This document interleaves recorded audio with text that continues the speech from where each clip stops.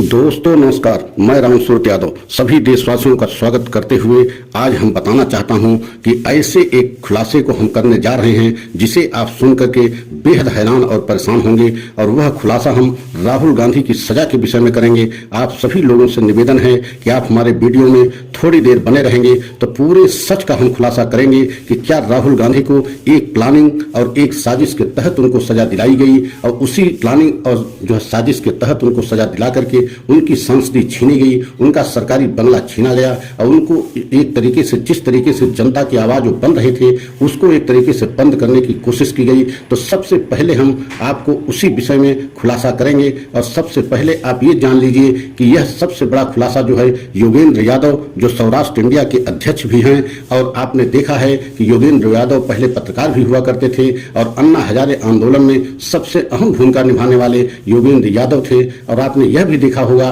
कि यही योगेंद्र यादव जब शुरू में आम आदमी पार्टी बनी थी, मतलब एक तरीके से आम आदमी पार्टी के जन्म हुआ था, तो उसमें भी योगेंद्र यादव ने अहम भूमिका निभाया था। लेकिन योगेंद्र यादव ने एक बहुत बड़ा खुलासा करते हुए यह बताया है कि एक तरीके से राहुल गांधी को एक साजिश एवं प्लानिंग के तहत सजा दी गई है। अगर आप लोगों को जानना है तो योगेंद्र यादव के ट्विटर हैंडल को आप चेक करेंगे तो उस पर बहुत बड़े बड़े खुलासा योगेंद्र यादव ने किया है। और कांग्रेस पार्टी ने भी यह स्पष्ट तौर से जो है आरोप लगाई है कि जो है बीजेपी ने एक प्लानिंग और साजिश के तहत राहुल गांधी को सजा दिला करके राहुल गांधी को आवाज को जिस तरीके से राहुल गांधी जनता की आवाज उठा रहे थे उसको बंद करने की कोशिश की गई है। और आज हम बताएंगे और स्वयं आप लोग जब पूरा सच आपको सामने बताएंगे तो आप समझ जाएंगे कि इसमें कहीं न कहीं प्लानिंग और साजिश है। तो सबसे पहले आप याद करिए 2019 में 13 अप्रैल को कर्नाटक में एक जिला कोलार है, वहां पर राहुल गांधी भाषण देते हैं और वहां के भाषण देने की वजह से और उसमें जो उन्होंने बातें कही उस बात को लेकर के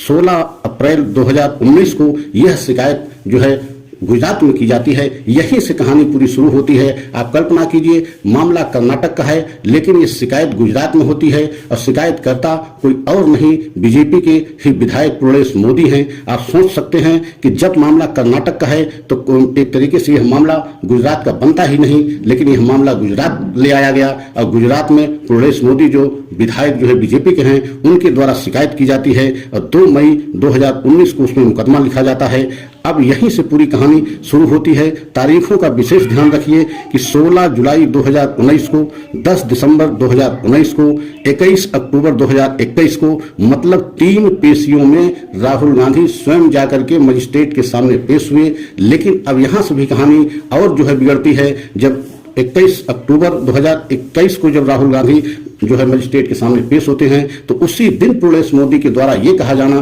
कि हर तारीख को राहुल गांधी को उपस्थिति होना जरूरी होना चाहिए, हर तारीख पे उनको बुलाया जाए। लेकिन उस समय के मजिस्ट्रेट ने इस बात को प्रदेश मोदी का स्वीकार नहीं किया और मना कर दिया कि राहुल गांधी एक विपक्ष के बहुत बड़े नेता हैं, उनको हर तारीख पे बुलाना ठीक नहीं है। लेकिन अब सोचिए जब मजिस्ट्रेट के द्वारा ये कहना कि जो है हर तारीख पर राहुल गांधी को नहीं बुलाया जा सकता है तो प्रदेश मोदी इसी मामले में स्वयं जो है हाईकोर्ट जाकर के स्टे लेते हैं और केस को रुकवा देते हैं। लेकिन ये केस तब तक रोका जाता है जब तक एक नया जो है मोड़ नहीं आता। और नया मोड़ कब आया आप लोग इस पर ध्यान रखिए और बहुत तारीखों का ध्यान रखिए कि 7 फरवरी 2023 को राहुल गांधी संसद में जिस तरीके से अडानी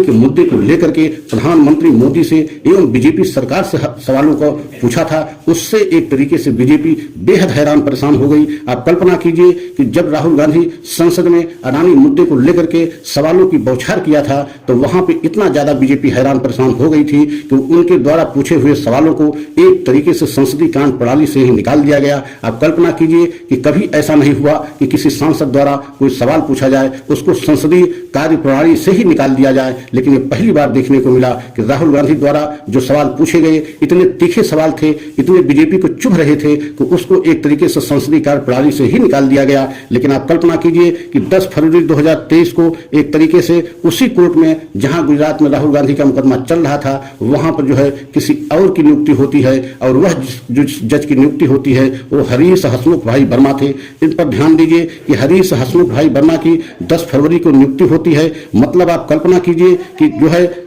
7 फरवरी को राहुल गांधी द्वारा संसद में सवाल पूछे जाते हैं और 10 फरवरी को जो हरीश हसमुख भाई वर्मा की नियुक्ति उसी कोर्ट में होती है, मतलब उनका प्रमोशन करके सीडीएम बनाया जाता है, ये सीडीएम बनाया जाता है। और उसके बाद मात्र 27 फरवरी को एक ही सुनवाई होती है। आप कल्पना कीजिए, 10 फरवरी को उनकी नियुक्ति होती है और 27 फरवरी को एक ही सुनवाई करते हैं। उसके बाद जो है 23 मार्च को राहुल गांधी को मानहानि के मुकदमे में 2 साल की अधिकतम सजा दी जाती है। और यह भारत के इतिहास में पहली बार हुआ है कि किसी को मानहानि के ऐसे मुकदमे में अधिकतम सजा 2 वर्ष की दी जाए और अधिकतम सजा मानहानि के मुकदमे में 2 साल की है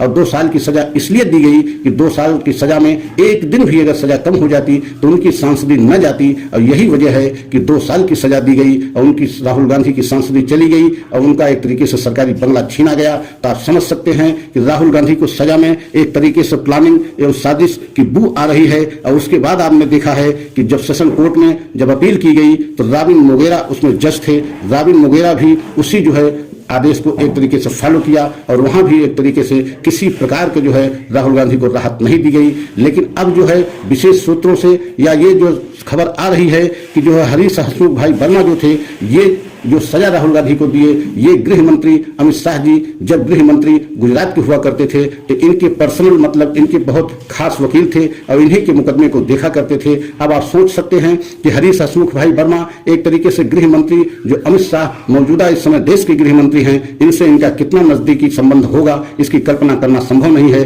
क्योंकि इनके व्यक्तिगत वकील थे और इन्हीं का केस देखते थे। और राबिन मोगेरा जो सेशन कोर्ट में है, यह भी एक तरीके से अमित शाह के और मोदी जी के बहुत ही करीबी बताए जाते हैं। आप कल्पना कीजिए कि यह एक साजिश एवं प्लानिंग ऐसा नजर आ रहा है कि जिस तरीके से ये विशेष अब खुलासे हो रहे हैं। और आपने यह भी देखा है कि जब यह मामला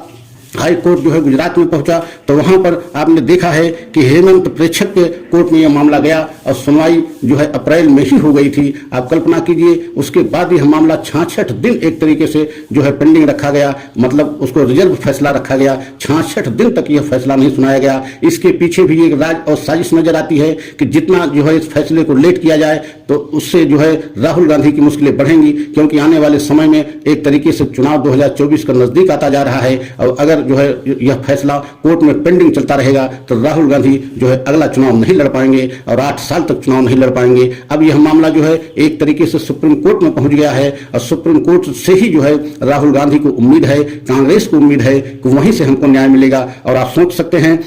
हाई कोर्ट के जो जज हेमंत प्रेक्षक हैं, इनका भी प्रधानमंत्री मोदी जी से बहुत ही नजदीकी संबंध है। और आप समझ सकते हैं जब गुजरात के मुख्यमंत्री हुआ करते थे जो है मुख्य प्रधानमंत्री जो मौजूदा प्रधानमंत्री मोदी जी है, तो इनके जो है एक तरीके से सरकार की तरफ से, गुजरात सरकार की तरफ से यह बहुत बड़े सलाहकार या ये कहिए अटॉर्नी जनरल हुआ करते थे। मतलब गुजरात के जो हेमंत प्रेक्षक इस समय जज जो है गुजरात हाई कोर्ट हैं और इन्हीं के द्वारा जो है आखिरी में सुना गया और इनके द्वारा भी राहुल गांधी को कुछ भी राहत नहीं दी गई। तो आप कल्पना कीजिए कि ये पूरा मामला एक तरीके से गुजरात लाबी से जुड़ा हुआ है। जिस तरीके से ये कहा जा रहा है कि राहुल गांधी की प्लानिंग और साजिश के तहत सजा दी गई, तो ऐसा लग रहा है कि ये जो आरोप लगाया जा रहा है या जिस तरीके से योगेंद्र यादव ने जो है अपने ट्विटर हैंडल पे ये सारी बातें लिखी है और कांग्रेस में भी इस बात को कह रही है, तो कहीं न कहीं क्या इसमें सच्चाई है? और अगर सच्चाई है तो ये माना जाए कि राहुल गांधी एक बहुत बड़ी प्लानिंग और साजिश के शिकार हुए हैं। अब राहुल गांधी की उम्मीद जो है सुप्रीम कोर्ट से है और सुप्रीम कोर्ट से DY चंद्रचूड़ जब से चीफ जस्टिस बने हुए हैं तब से पूरे देश की उम्मीद उनके ऊपर एक तरीके से टिकी है और पूरा देश उनको एक तरीके से बहुत उम्मीद और भरोसा के साथ देखता है, क्योंकि DY चंद्रचूड़ एक ऐसे चीफ जस्टिस ऑफ इंडिया बने हैं कि वह किसी भी कीमत पे सरकार के सामने झुकने के लिए तैयार नहीं है। और उनका इतिहास देखा जाए तो वह एकदम बेदाग छवि के माने जाते हैं और कभी भी किसी सरकार के या किसी के दबाव में जो है DY चंद्रचूड़ जी नहीं आए हैं। और जहां देखा गया है कि जब से DY चंद्रचूड़ जो है चीफ जस्टिस ऑफ इंडिया बने हैं तब से कई ऐसे फैसले उन्होंने दिए हैं जिससे सरकार को बहुत बड़ा झटका लगा है और अब उम्मीद की जा रही है कि राहुल गांधी को वहीं से न्याय मिलेगा। तो आप सभी देशवासी स्वयं इस बात को ध्यान में रख करके सभी तारीखों का जो है मिलान करके स्वयं समझें कि इसमें एक तरीके से साजिश है कि नहीं है। अगर हमारा सच अच्छा लगा हो तो लाइक सब्सक्राइब करें, अगले सच की प्रतीक्षा करें। अगला सच पुनः हम लेकर के आप लोगों से मिलेंगे। जय हिंद।